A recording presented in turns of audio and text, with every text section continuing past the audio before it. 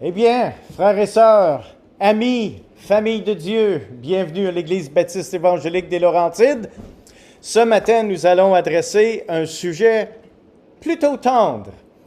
Imaginez-vous deux personnes d'âge d'or qui partagent leurs conflits maritaux.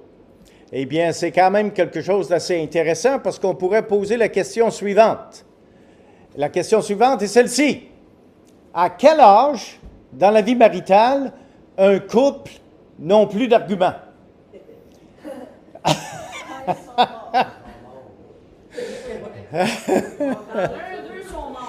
Est-ce que c'est après 10 ans?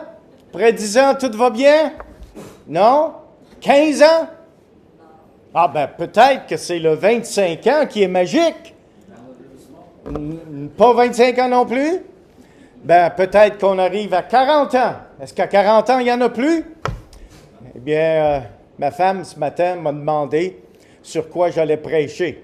J'ai dit sur deux personnes d'âge d'or qui partagent leurs conflits maritaux. Elle dit « Oh, good! » J'ai dit « Non, c'est moi qui rends gloire à Dieu parce que j'espère que les petits-enfants vont venir à l'école l'école du dimanche parce que tu ne seras pas là. » Eh bien, après 42 ans, wow! Eh bien, on devrait poser quelques questions à Linda, n'est-ce pas? Bien, peut-être que 50 ans, c'est le chiffre magique. Pensez-vous qu'à 50 ans, tout va bien comme sur des roulettes? Eh bien, ce matin, je veux vous parler d'un couple qui a été marié pendant plus de 65 ans. 65 ans de mariage, puis encore des arguments dans le couple. Alors, on devrait peut-être apprendre quelques leçons de tout ceci. J'aimerais que vous puissiez prendre votre Bible et lire avec moi dans le livre de la Genèse, et le chapitre 21.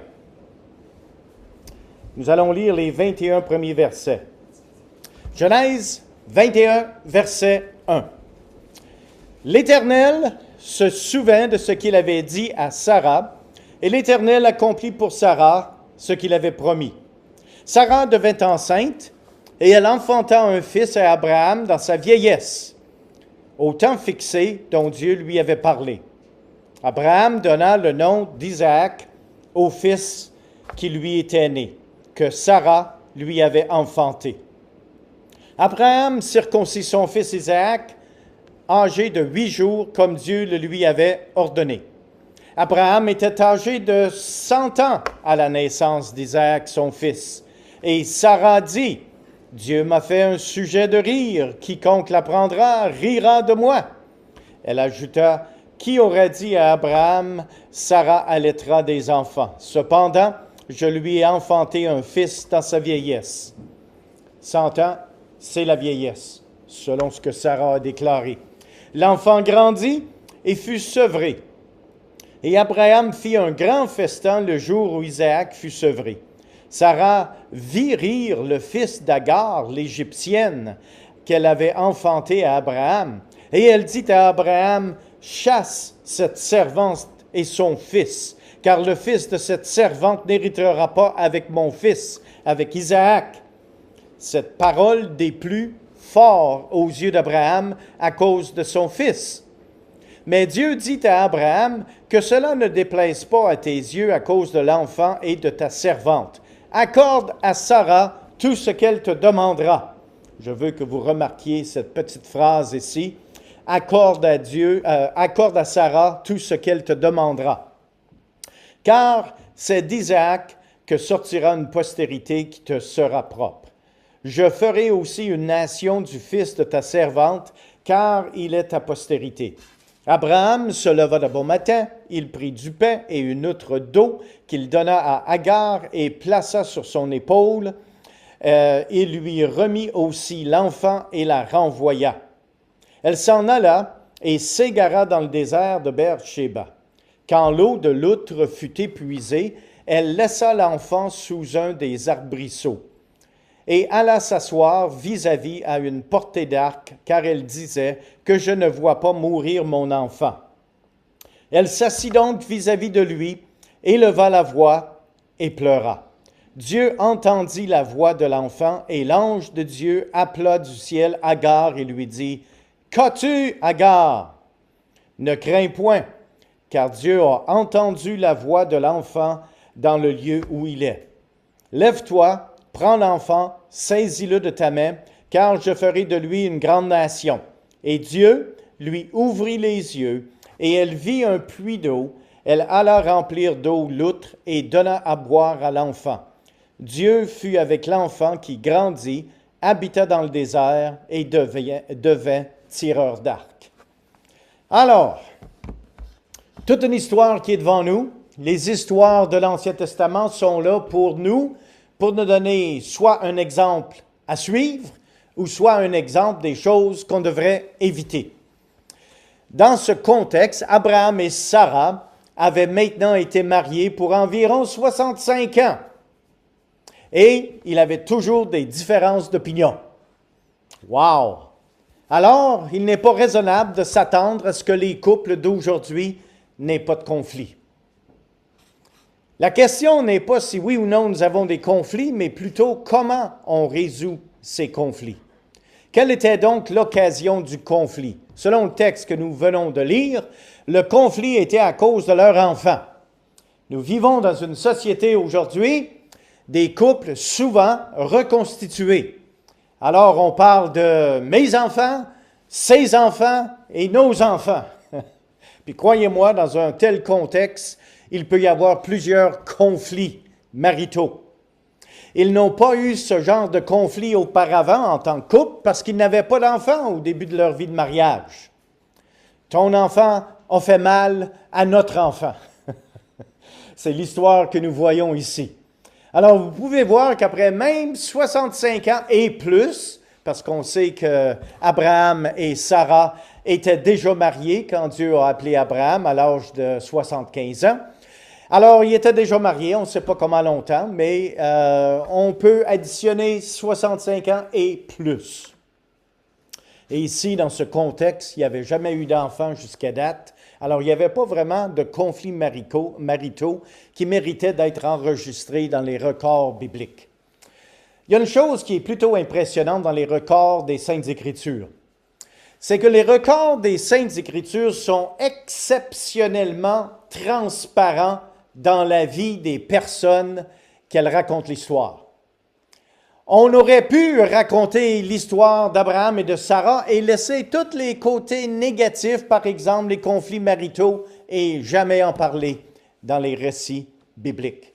Mais la parole de Dieu est fidèle, autant les fautes que les succès d'une personne sont mentionnés. Ici, le contexte était que finalement, Dieu avait déjà accompli sa promesse et avait donné à Sarah et Abraham le fils promis du nom d'Isaac. Isaac avait maintenant environ 2 ans et pour cette occasion, eh bien, c'était le temps d'être sevré. C'était un grand festin qui a eu lieu. Ce festin était une occasion de réjouissance. Tout le monde, exception faite d'Ishmaël, rappelez-vous maintenant que Ishmaël était le fils d'Abraham, mais avec la servante de Sarah, que Sarah avait donnée à Abraham pour qu'il puisse avoir un fils. Mais maintenant, il y a une différence de 13 ans entre Ishmaël et Isaac. Alors, la personne qui a 13 ans est en train de non seulement taquiner, d'agacer, de gosser le petit jeune de 2 ans. Imaginez ça.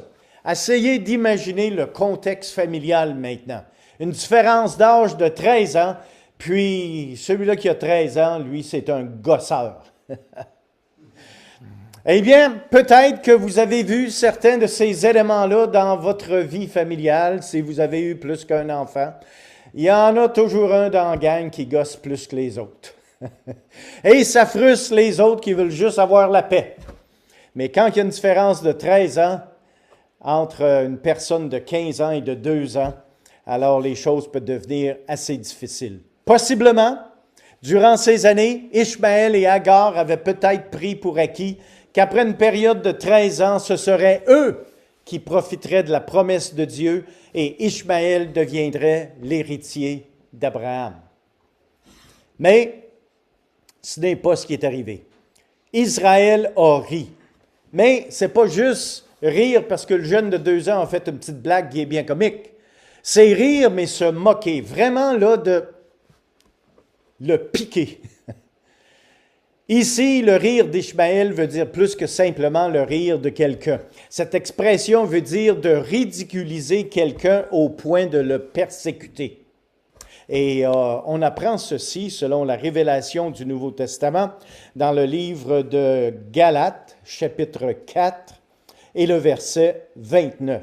Parfois, le Nouveau Testament nous donne quelques détails additionnels que l'histoire même de l'Ancien Testament ne révèle pas.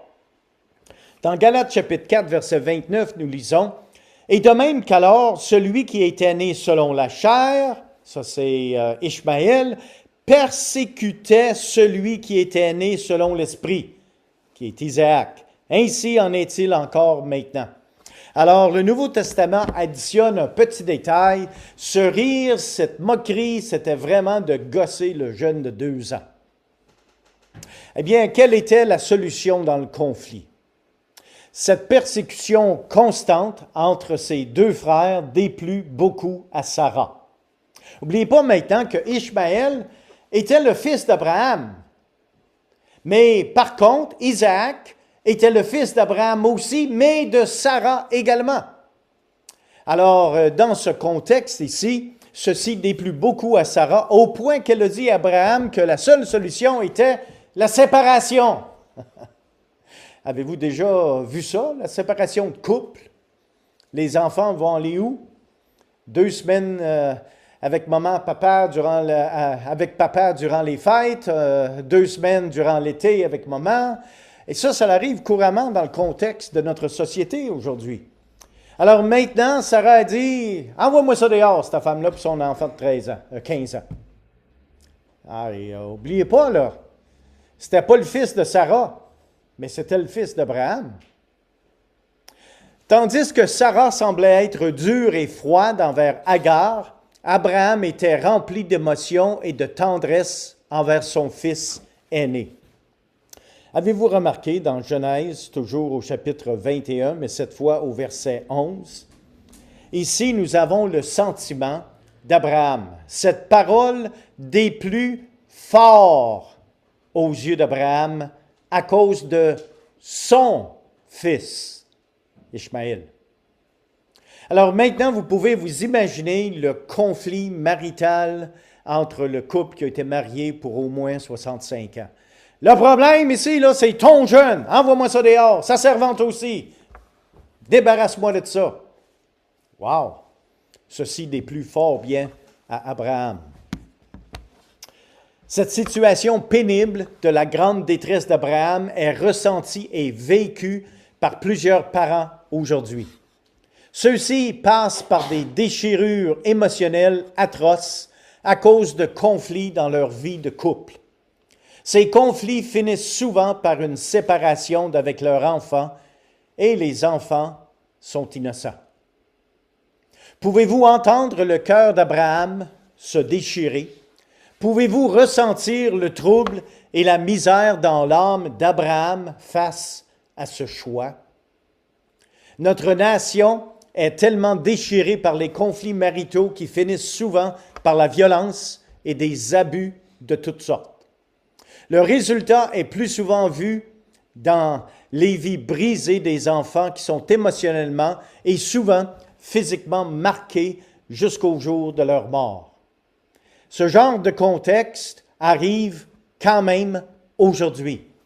Alors ne permettez pas aux conflits maritaux de se développer au point qu'ils défigurent et paralysent votre vie de couple.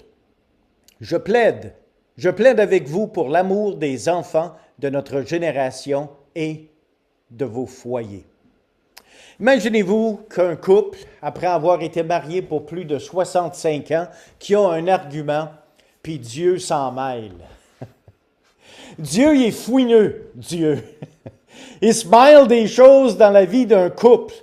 Wow, c'est plutôt impressionnant. Eh bien, Dieu est intervenu au verset 12. Et c'est quelque chose qui est plutôt intéressant. Dieu intervient dans les affaires des hommes, dans les affaires de couple, mais Dieu dit à Abraham que cela ne déplaise pas à tes yeux. Initialement, ceci déplut fort à Abraham. Dieu arrive dans le contexte, puis Dieu dit « Hey, n'énerve-toi pas avec ça, Abraham, là, sois pas si déplu par cette situation. » Puis il nomme la situation, il dit « À cause de l'enfant de ta servante. » Puis il dit, puis ça me dépasse, « Accorde à Sarah tout ce qu'elle te demandera. » C'est dur pour un mari quand l'Esprit de Dieu intervient dans un couple, puis Dieu dit, « Marie, écoute ta femme. » Eh bien, c'est exactement ce qui est arrivé dans ce contexte. Après 65 ans, Dieu se mêle de la vie d'un couple, puis il dit au mari, « Hey, donne-y tout ce qu'elle veut. » Je connais quelques maris qui auraient peut-être sauté en entendant cette solution-là. Dans la plupart des conflits maritaux aujourd'hui, le problème n'est pas de trouver une solution au conflit, mais c'est de convaincre votre époux ou votre épouse que votre solution est la bonne et que l'autre devrait l'accepter et accepter votre solution. Alors, c'est pas tout le temps qu'il n'y a pas de solution au conflit, c'est qu'on n'est pas d'accord sur comment résoudre le conflit. Et ici, Sarah a eu plus de discernement spirituel qu'Abraham. Comment est-ce qu'on sait ça? Encore une fois, en consultant le Nouveau Testament dans le livre de Galates. Le livre de Galates au chapitre 4 et le verset 30. Mais, que dit l'Écriture? Chasse l'esclave et son fils, car le fils de l'esclave n'héritera pas avec le fils de la femme libre. Alors ici, c'est intéressant de penser au résultat que Sarah a eu un meilleur discernement dans le contexte de conflit qu'Abraham. Alors, messieurs, parfois, le Saint-Esprit porte une robe. Parce qu'il a choisi de parler et de faire connaître sa volonté par votre femme. L'histoire d'Abraham et de Sarah devrait être lue et portée à l'attention de tout mari qui a des tendances dictatrices, égocentriques et cruelles envers la femme que Dieu lui a donnée. Messieurs, votre femme peut avoir une meilleure compréhension d'une situation ou d'un sujet spirituel que vous. En tant que chef spirituel, soyez sensible et considérez ce qu'elle a à apporter à la discussion, car ce qu'elle partagera peut bien être la volonté de Dieu pour la résolution de vos conflits maritaux.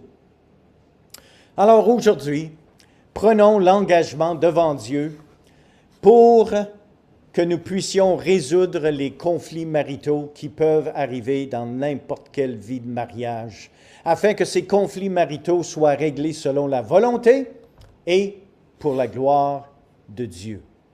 Quel était donc le résultat de la solution? C'est beau maintenant que Abraham vient de comprendre que Dieu a intervenu, puis Dieu a donné raison à Sarah, puis il a dit « donne-y tout ce qu'elle veut ». Maintenant, c'est Abraham qui est pogné à exécuter la résolution de conflit, mettre la servante dehors avec son fils de 15 ans. Il n'y a aucune mention dans les Écritures d'un autre conflit entre Abraham et Sarah concernant les enfants d'Abraham. Et ça, c'est juste une petite note historique concernant cette histoire. Dieu a quand même pris soin d'Agar et d'Ishmaël. Maintenant, nous rentrons dans une situation que lorsque quelqu'un prend une action, peu importe l'action, il y a toujours des ramifications.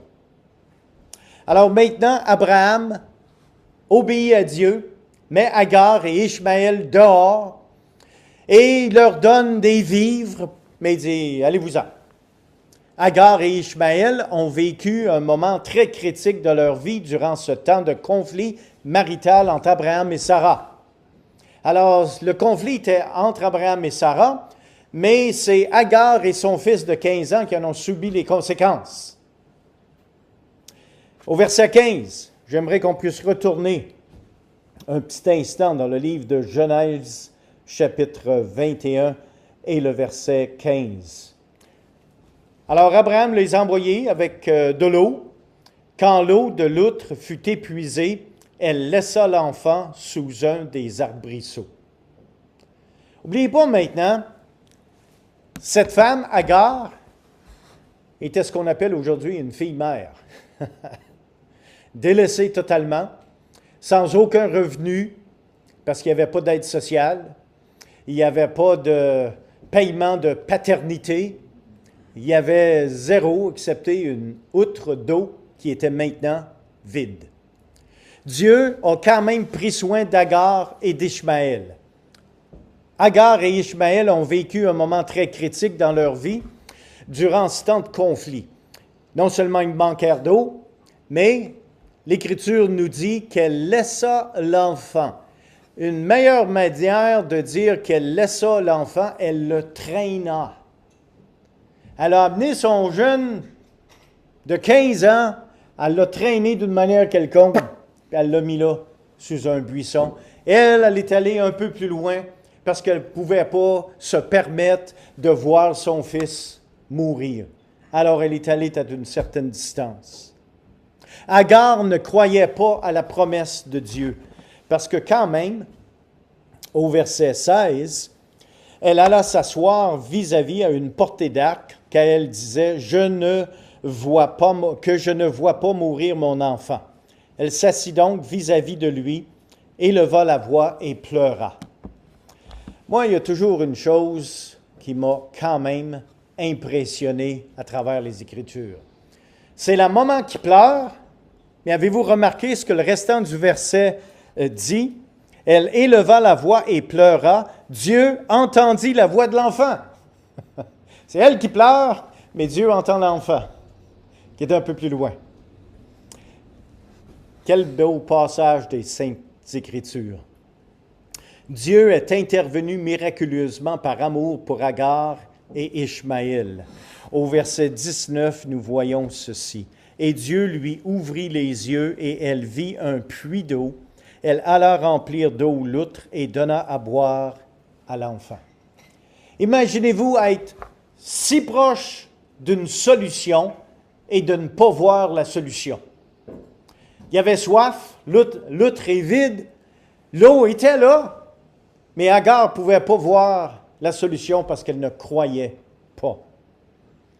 Alors ici, Agar a été forcée de fuir son foyer pendant qu'elle était enceinte à cause de l'abus physique. Ça, c'était il y a 15 ans. Je me souvenais, ce n'était pas la première fois que Sarah maltraita Agar. Elle était enceinte de son fils et Sarah l'a chassée, elle a été dans le désert. Mais quand elle était dans le désert, Dieu a quand même pris soin d'elle, puis Dieu lui a dit « Retourne, soumets-toi ».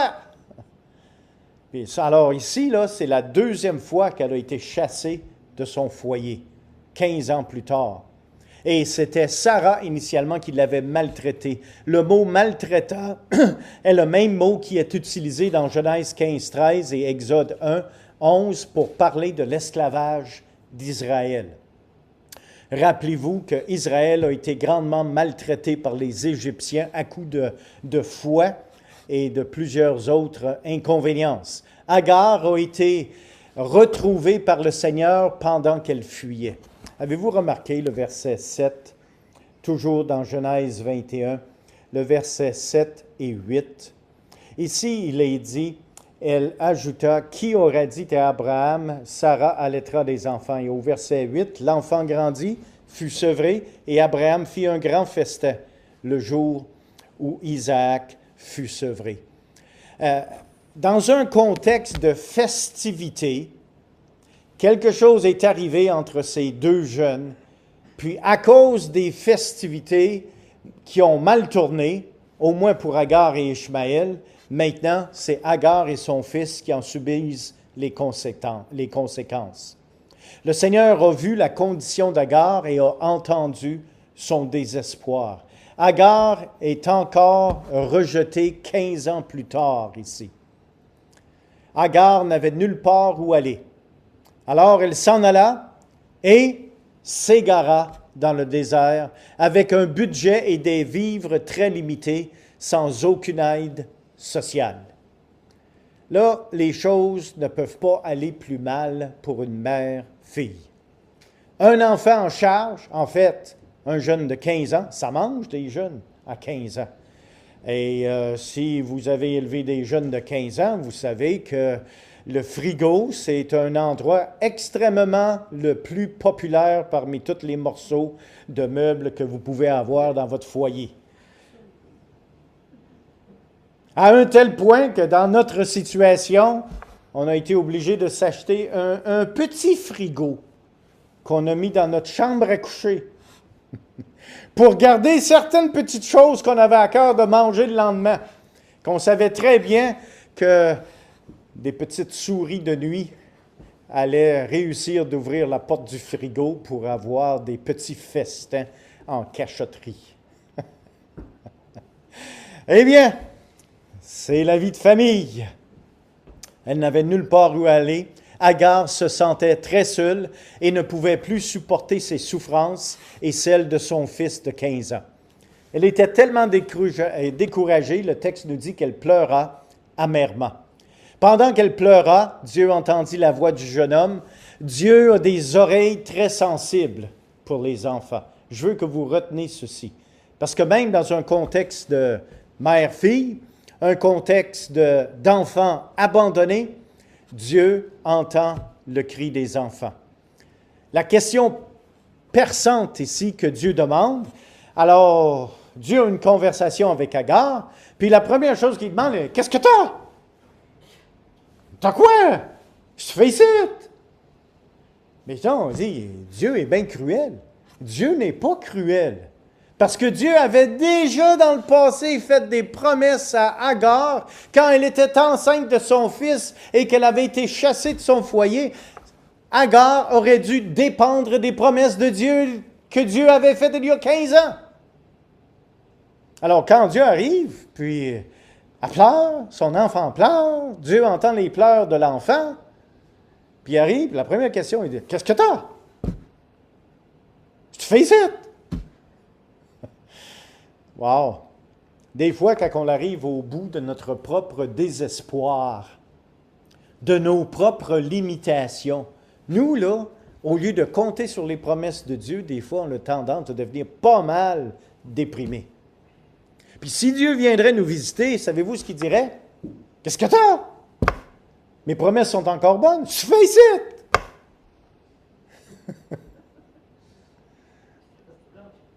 Wow! La question perçante que Dieu a demandée. Qu'as-tu? Une phrase divine qui réassure en temps de difficulté. Alors, Dieu est tellement gracieux. Au lieu de la condamner, Dieu a dit, ne crains point, car Dieu a entendu. Si seulement les filles mères d'aujourd'hui pourraient entendre cette petite phrase. Ne crains point, car Dieu a entendu. Dieu écoute. Dieu voit notre misère, nos difficultés, nos découragements, nos limitations. Les promesses de Dieu sont toujours bonnes, même les promesses qui sont anciennes. Prenez donc courage, car Dieu ouvrira vos yeux pour que vous voyiez la solution aux problèmes qui vous semblent insurmontables. Au verset 19, nous voyons ceci. « Et Dieu lui ouvrit les yeux et elle vit un puits d'eau. » Wow! Elle n'a pas vu une goutte d'eau. Elle a vu un puits d'eau. Mais t'es aveugle cette femme-là? Elle avait besoin des lunettes? Quoi? Non, elle avait besoin de croire. Et lorsqu'elle a mis sa confiance en Dieu, Dieu a ouvert ses yeux. Et la solution était toujours là. C'est juste qu'elle ne pouvait pas la voir. Puis des fois, la solution à nos problèmes, là, elle est tellement proche, là, elle est collée sur le nez qu'on ne la voit pas. On ne voit rien, on est désespéré. Alors Dieu intervient et dit « Hey, rouvre tes yeux, mon homme. » Ça me rappelle l'histoire de Jean, chapitre 21, les disciples qui ont été pêchés, qui n'ont rien pogné toute la nuit. Puis Jésus arrive sur le rivage. « Hey, les gars! Avez-vous pogné une chose? »« Non, ça ne mord pas. Il n'y a pas de poisson. »« Ah, c'est parce que vous êtes gaucher! » « Jetez le filet du côté droit de votre barque. » Ils avaient pêché sur le côté gauche toute la nuit. Alors, ils ont jeté le filet du côté droit de la barque, puis hey, ça s'est rempli de 153 grands poissons. Wow! Savez-vous c'est quoi la distance entre la défaite totale et le succès complet? L'épaisseur de votre bateau. Bateau, des fois qu'on est épais. Non, mais c'est vrai. La solution peut être drette là, puis elle a toujours été là, la solution. Mais parce qu'on est tellement déprimé, on voit aucune solution. Demandons à Dieu qu'il nous ouvre les yeux pour qu'on puisse voir les solutions que Dieu a pour nous. En conclusion, Galates chapitre 4, versets 22 à 31, nous donne une révélation additionnelle sur Agar et Sarah. Toujours dans le livre de Galates au chapitre 4 et le verset 22. « Car il est écrit qu'Abraham eut deux fils, une de la femme esclave et l'autre de la femme libre. » Maintenant, descendez au verset 24. « Ces choses sont allégoriques, car ces femmes sont deux alliances, l'une du mont Sinaï, qui est la loi, qui enfanta pour la servitude, c'est Agar, car Agar, c'est le mont Sinaï en Arabie, et elle correspond à la Jérusalem actuelle qui est dans la servitude avec ses enfants. Mais la Jérusalem d'en haut est libre, c'est notre mère, car il est écrit, « Réjouis-toi, stérile, toi qui n'enfantes point. Éclate et pousse des cris, toi qui n'as point éprouvé des douleurs de l'enfantement. Car elle enfanta de la délaissée et car les enfants, de la délaissée seront plus nombreux que les enfants de celle qui étaient mariées. » Quel beau verset que l'apôtre Paul utilise pour nous donner des leçons spirituelles. Nous sommes les enfants de la promesse, parce que nous sommes les enfants spirituels d'Abraham. Ishmaël a persécuté Isaac. De la même manière qu'Ishmaël a persécuté Isaac, de même aujourd'hui, le monde persécute et ridicule les enfants de la promesse. Cette persécution peut devenir spécialement difficile dans le contexte d'un mariage. N'oublions surtout pas que Dieu peut utiliser nos épouses pour nous faire connaître sa volonté dans les plus grandes décisions de notre vie. La décision de Sarah a grandement influencé le cours de l'histoire humaine. N'oubliez pas ici que tout ce que Sarah a demandé à Abraham, Abraham lui a donné, mais cette situation-là, aujourd'hui, nous vivons toujours l'influence de la décision de Sarah. Comme application, certaines personnes dans plusieurs églises ont des époux, des épouses qui ne connaissent toujours pas Dieu comme leur sauveur personnel. Comme Église, nous voulons être vigilants et prier régulièrement pour nos frères et sœurs qui ont un partenaire non-croyant ou un foyer qui expérimente des difficultés, spécialement ceux qui expérimentent les tensions énormes d'un foyer monoparental. Prions fidèlement pour nos foyers chrétiens afin qu'ils demeurent fermes dans la foi face aux attaques du malin qui viennent souvent sous forme de conflits maritaux. N'oublions pas ceci. Souvent, Satan va s'attaquer à un couple à travers les conflits maritaux. Genèse 21 nous rappelle que Dieu garde ses promesses, même lorsque les circonstances semblent impossibles. Cela nous encourage à persévérer dans la foi et à ne pas perdre espoir face à l'adversité. Ce texte de Genèse 21 démontre aussi que les conflits familiaux, comme celui entre Ishmaël et Isaac, peuvent surgir même au sein des familles croyantes, parce que Abraham et Sarah étaient croyants. Nous sommes donc appelés à rechercher la paix et la réconciliation dans nos foyers, tout en restant fidèles à la volonté de Dieu. Malheureusement, à travers plus de 30 ans de ministère, J'ai vu des foyers, parfois même des foyers chrétiens, où les frères, les sœurs, frères et sœurs, mères et filles, fils et pères, ça fait des années qu'ils ne se sont pas parlé. Pensez-vous que ça existe toujours des conflits familiaux? Absolument. Genèse 21 nous enseigne l'importance de prier pour nos familles, surtout lorsque des tensions ou des divisions apparaissent à cause de la foi. Enfin, comme Sarah et Abraham, nous devons écouter Dieu et être sensibles à la manière dont il peut nous guider à travers nos époux ou nos épouses, particulièrement dans les grandes décisions. Cela implique d'être ouvert à la sagesse et aux conseils de notre époux ou épouse, tout en restant centré sur les promesses divines. J'aimerais ce matin que nous puissions terminer par une parole de prière. Courbons-nous, s'il vous plaît. Seigneur, notre Dieu et notre bon Père céleste, nous te rendons grâce ce matin parce que tu nous enseignes à travers ta parole.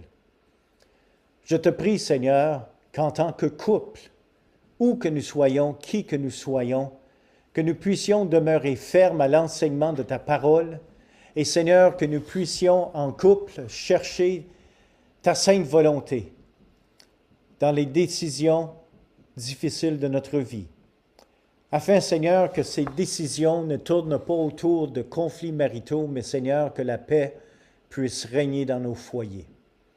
Seigneur, sois également avec les couples qui sont dans une situation soit de séparation, de divorce, et que les enfants en subissent les conséquences.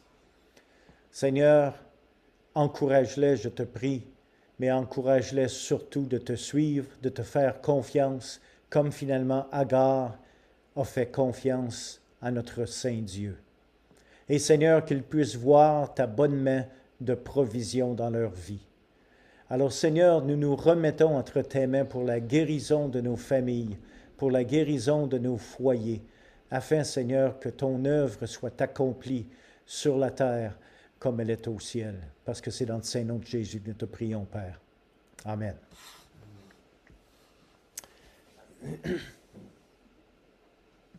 Merci beaucoup. Que le Seigneur vous dirige.